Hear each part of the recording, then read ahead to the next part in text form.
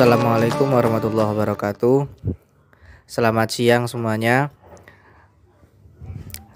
Pada hari ini kami dari kelompok 2 kelas A Tadris Matematika yang beranggotakan saya Wildan Al-Ghafari NPM 21010600015 dan saya Fitri Nur Fakriyah MPM 21010620002. Saya Adila Salsabila dengan NPM 2101060001. Dan saya Zahrul Amelia 2101060017 akan mempresentasikan materi kalkulus yang berjudul turunan. Selanjutnya, sebelum kita mulai presentasi pada siang hari ini, marilah kita buka presentasi pada kali ini dengan mengucap lafal basmalah. Bismillahirrahmanirrahim. Oke, selanjutnya untuk materi yang pertama saya persilahkan kepada Mbak Fitri Nur Fakriyah. Waktu dan tempat saya persilahkan.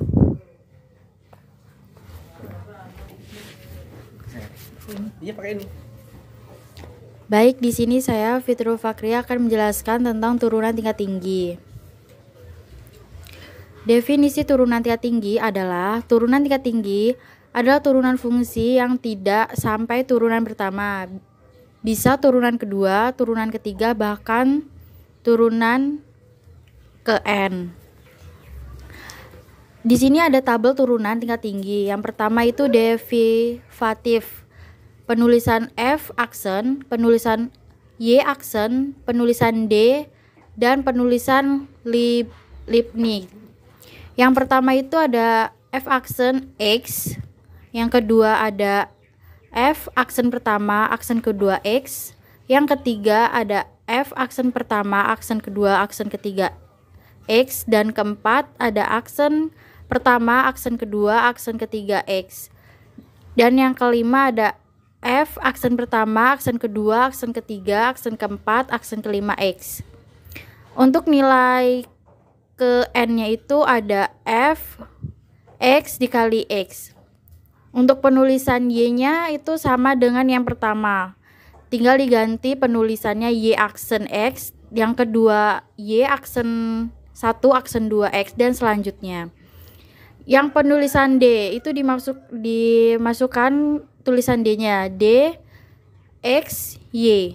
Kalau yang kedua D kuadrat X Y, yang ketiga D kuadrat 3XY, dan selanjutnya seperti itu.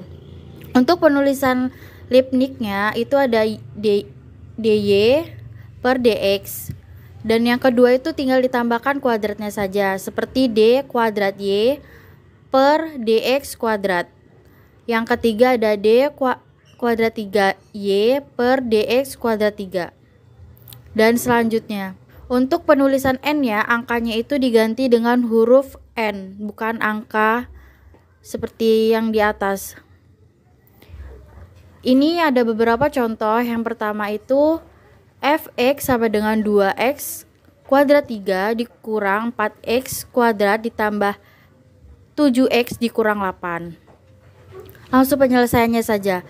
Fx sama dengan 6x kuadrat dikali 8 dikurang x tambah 7 sama dengan 12x dikurang 8. Karena ini turunan tingkat tinggi, maka dia pakai aksen untuk penyelesaian paling bawah, yaitu F aksen 1, aksen 2, aksen 3 dikali x sama dengan 12. Dan yang untuk hasil terakhirnya itu kan aksen 4. Aksen pertama, aksen kedua, aksen ketiga, dan aksen keempat itu sama dengan 0. Karena turunan tingkat tinggi itu kan hasilnya harus habis. Contoh yang kedua, fx sama dengan 6x pangkat 4 dikurang 4x kuadrat dikurang 2x. Hasilnya 24x pangkat 3 dikurang 8x kurang 2. Untuk aksennya dia yang pertama pakai aksen pertama, yang kedua dikasih F aksen 1 aksen 2 kali X sama dengan 72 X pangkat 2 dikurang 8. Bawahnya lagi F aksen 1 aksen 2 aksen 3 dikali X sampai dengan 140. F aksen 1, aksen 2, aksen 3, aksen 4 X sama dengan 150. Untuk turunannya harus dihabiskan, yaitu menghasilkan hasil 0.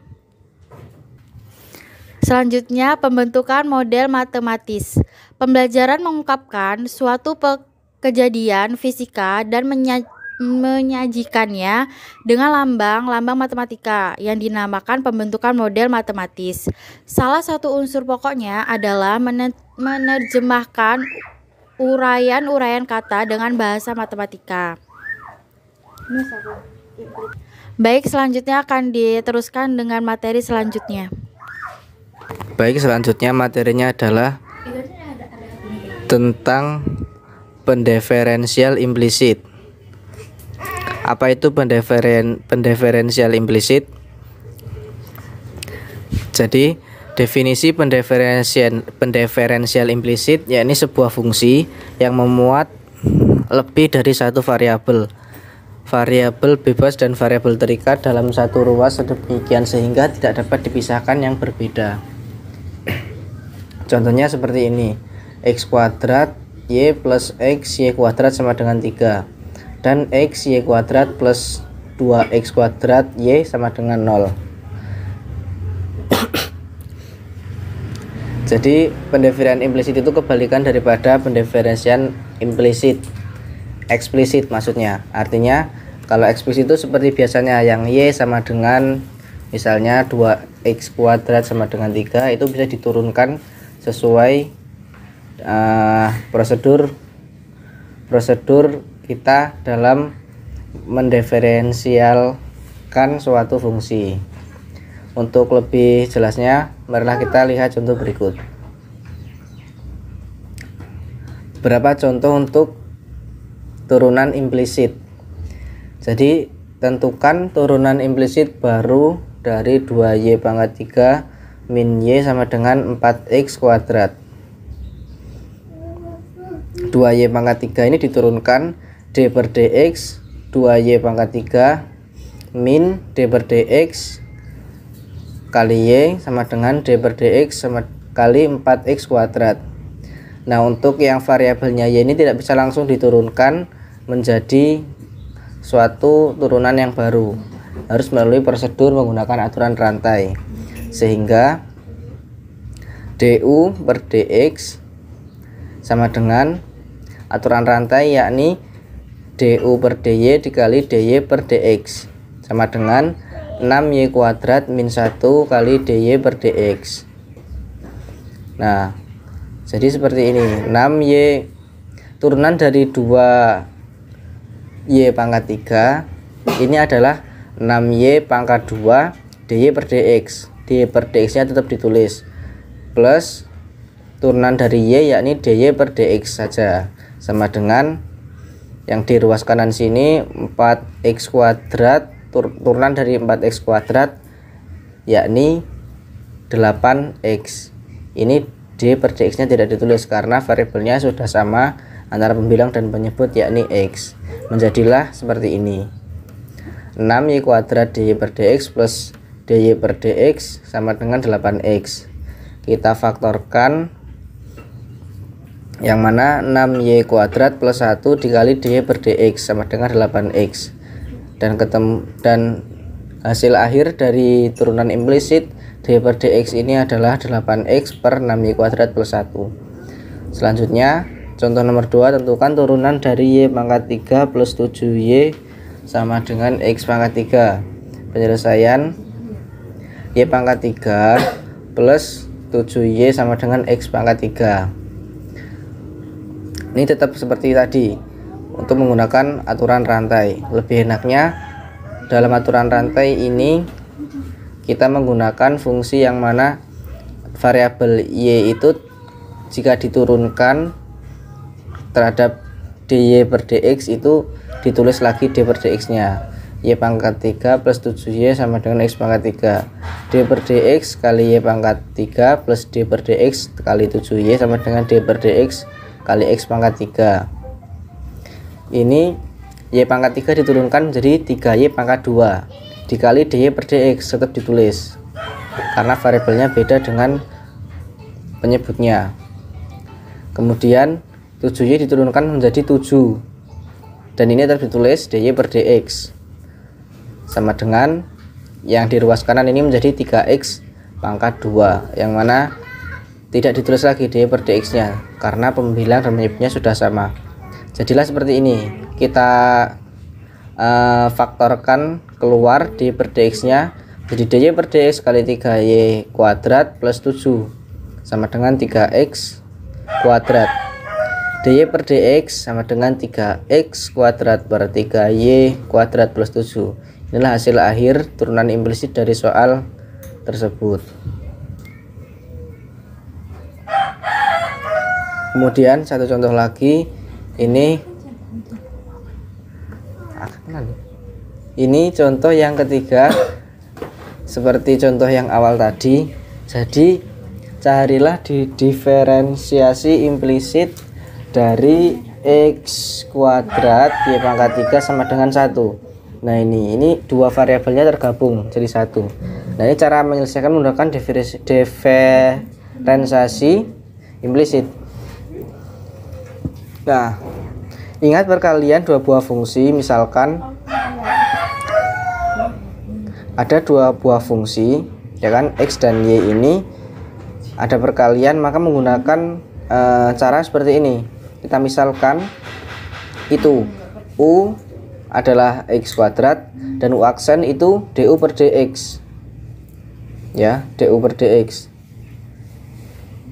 yang mana u tadi kan x kuadrat, maka u aksen atau turunan dari x kuadrat itu 2x. Kita misalkan lagi v yakni y pangkat 3, maka v aksen atau turunan pertama dari y pangkat 3 ini 3y pangkat 2 d per dx, ditulis kembali d per dx nya karena ini beda variabelnya antara penyebut dan pembilang. Maka hasil diferensiasi implisitnya adalah rumusnya ini u aksen v plus u v aksen sama dengan ini tadi, ruas kanannya tadi, turunan dari d per dx kali 1, kemudian d per dx kali x kuadrat, kan v nya tadi x kuadrat, jadi d per dx kali x kuadrat, kemudian v nya tadi kan y pangkat 3 ya, ini kita masukkan, ini substitusikan u dan v nya dan u aksen dan v aksennya ke dalam rumus ini tadi, jadilah seperti ini. Ini tadi ya, d per dx kali x kuadrat kali y pangkat 3 plus u nya tadi x kuadrat, v aksennya 3y kuadrat d per dx dikali y pangkat 3 dikali v ini tadi sama dengan turunan dari d per dx nya 1 itu 0. Jadilah ini kita turunkan lagi, x kuadrat turunnya 2x dan y pangkat 3 tetap yang diturunkan itu yang di sebelahnya d per dx ini, x kuadrat tetap d per dx dari y pangkat 3 yakni 3y pangkat 2 tetap ditulis dy per dx nya karena beda antara pembilang dan penyebutnya. Terus turunan dari 1 itu 0. Kita pindah ruaskan dy per dx nya hingga hasil akhirnya seperti ini, dy per dx sama dengan min 2x y pangkat 3 per 3x kuadrat y kuadrat, seperti itu. Jadi cara cepatnya untuk mencari suatu turunan dari dua buah variabel yang berbeda itu menggunakan perumpamaan ini, atau langsung menggunakan, kita misalkan ini x kuadrat y kuadrat sama dengan 1.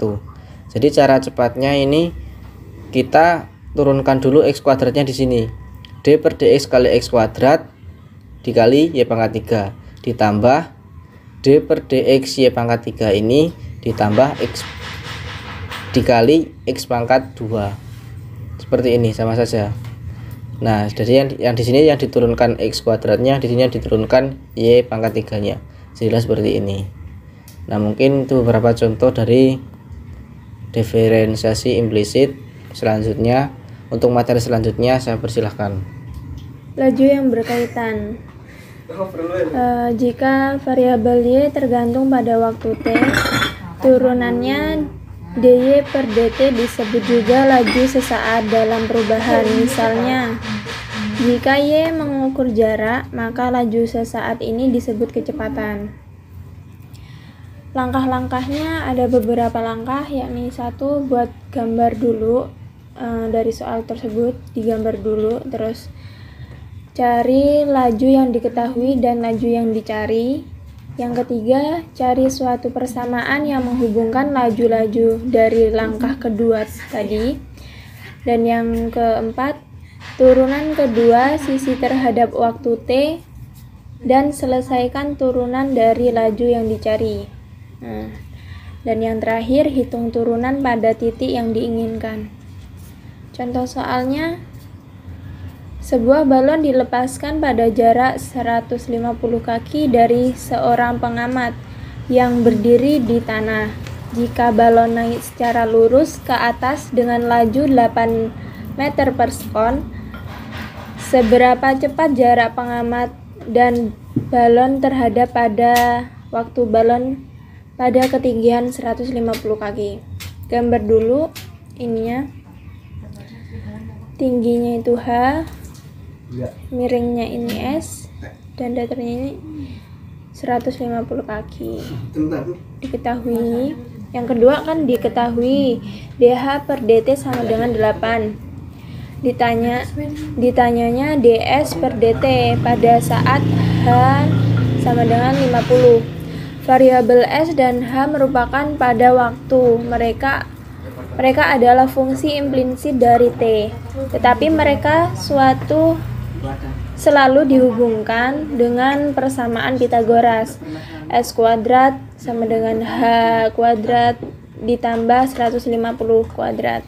Jika divarialkan secara implisit terhadap T dan memakai aturan rantai, kita peroleh 2S ds per dt sama dengan 2H dH per dt atau S ds per dt sama dengan H dH per dt. Hubungan ini berlaku untuk semua T lebih dari 0. Sekarang dan bukan sekarang, kita berpaling dulu pada situasi bila mana H sama dengan 50 dari persamaan Pythagoras. S sama dengan akar 50 kuadrat plus 50 kuadrat sama dengan 50 akar 10. Dengan menggantikan S dalam kurung ds per dt sama dengan H dikali dH per dt menghasilkan 50 akar 10 ds per dt sama dengan 50 kali 8. Atau ds per dt sama dengan 8 per akar 10 sama dengan 2,53. Sekian, materi selanjutnya akan dilanjutkan oleh pemateri selanjutnya. Baik, saya akan melanjutkan materi selanjutnya, yaitu materi diferensial dan aproksimasi. Nah, definisi dari diferensial itu, andaikan Y sama dengan fx terdefinisialkan di X, dan diandaikan bahwa dx didiferensialkan dari variabel bebas X, menyatakan pertambahan sembarang dari X. Diferensial yang bersesuaian dengan dy dari variabel Y didiferensialkan oleh dy sama dengan f aksen X dx. Nah, ini ada perbedaan turunan dan dengan diferensial. Yang sebelah kiri ini turunan, yang sebelah kanan diferensial. Yang pertama, dk per dx sama dengan 0. Yang diferensialnya adalah dk sama dengan 0. Ini bedanya tidak ada dx-nya. Sama saja sebenarnya seperti yang di bawah-bawahnya semua. Yang nomor 2, D dikali K KU per DX sama dengan K dikali DU per DX. Nah, yang diferensialnya adalah D dikali KU dan sama dengan K dikali DU. Ini sama-sama tidak ada DX. Selanjutnya juga seperti itu. Dari 3 sampai 6. Ini ada contoh dari diferensial. Carilah nilai DY dari Y sama dengan X pangkat 3 dikurang 3X ditambah 1. Nah, ini yang pertama ada rumusnya. Ini rumusnya yaitu DY sama dengan F aksen dikali X dikali DX. Nah, X-nya ini kita turunkan saja yang dari Y yaitu 3X pangkat 2. Salah kan? Ini ada rumusnya. DY sama dengan F aksen dikali X dikali DX. Nah, hasilnya DY ini kita turunkan saja yang dari pertanyaan ke bawah.